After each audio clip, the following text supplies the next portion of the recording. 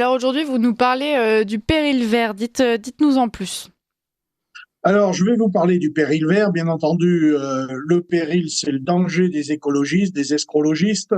Et je vais vous faire un petit laïus sur leurs actes et leurs promesses qu'ils nous tiennent depuis environ 25 ans, 30 ans. Et le constat terrible que cette ligne politique est extrêmement dangereuse pour la France. Je vais commencer déjà par rappeler que ELV pèse environ 5% sur l'échiquier politique, 4,6% à la présidentielle, 5,5% aux européennes, très loin du score de 2009 avec leurs 16,5%. Quelques prises lors des municipales, notamment que des grandes villes, Lyon, Bordeaux, Strasbourg, Poitiers, Grenoble, et ça s'arrêtera là, parce qu'ils ont bénéficié surtout de l'abstention, de la forte abstention, et ils sont élus que sur un terreau de l'abstention. Mais maintenant, on va détailler en partie la politique menée par les Verts. Donc ça a commencé en 1997 avec Madame Voynet, qui faisait partie du ministère de Jospin après le remaniement désastreux que Dominique de Villepin avait insufflé contre Jacques Chirac, enfin avec l'aval de Jacques Chirac, et qui a permis de faire revenir la gauche au pouvoir en 97-98, et notamment Madame Voynet, qui est aujourd'hui encore sur les bancs de l'Assemblée nationale, après avoir été une piètre directrice de l'Agence régionale de santé à Mayotte, faisant, de par ses décisions et son laxisme, de nombreux morts lors de la Covid. Nous avons eu Madame Voynet qui a fait fermer Superphénix, qui était le réacteur de la quatrième génération à Crest-Malville dans l'Isère. Donc un réacteur qui permettait d'avoir une grande puissance nucléaire. Et Madame Voynet, étant une antinucléaire qui s'en félicite, a fait fermer Superphénix et a mis à terme un outil de quatrième génération qui nous a terriblement manqué dans ces dernières années. Mais Madame Voynet a fait pire que cela, puisque Lionel Jospin l'a envoyé au Parlement européen pour défendre les intérêts du nucléaire, et contre toute attente, avec l'aide d'un de ses collègues britanniques, elle l'a carrément tiré dans le dos de la politique nucléaire française sans en avoir avisé son Premier ministre.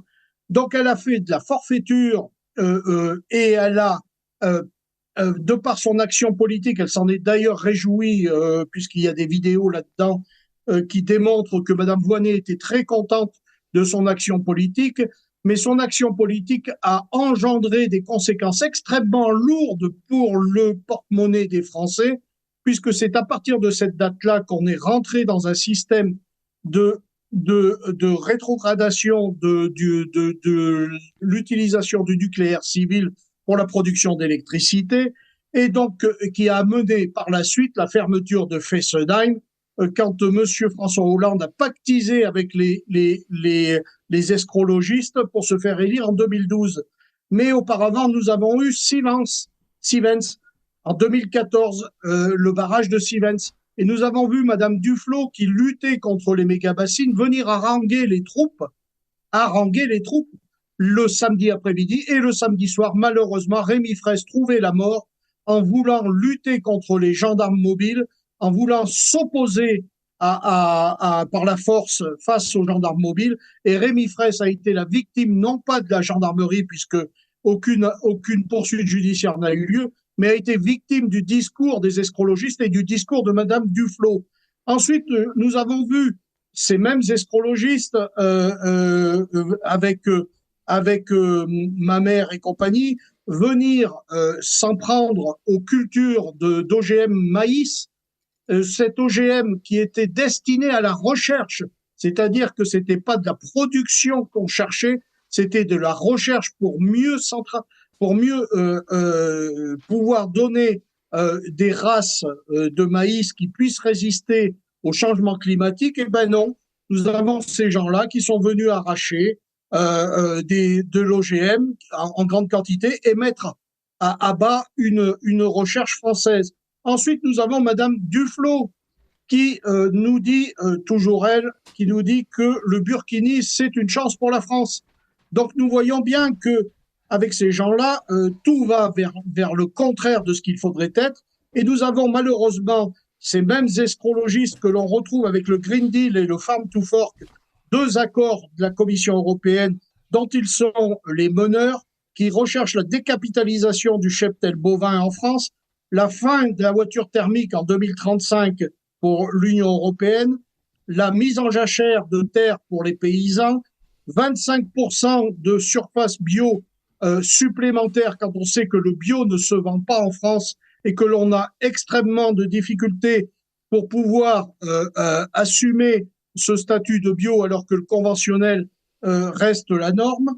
Et nous avons l'annulation de 50% des pesticides, des produits chimiques contre les parasites animaux et végétaux, et ce qui fait que nous ne pouvons pas lutter à armes égales face à l'exportation, face à l'importation de produits étrangers. Nous avons avec les astrologistes la légalisation du cannabis, le droit à la paresse. Alors malheureusement, rapidement, pas la paresse, Pascal Pointu, on est déjà hors délai.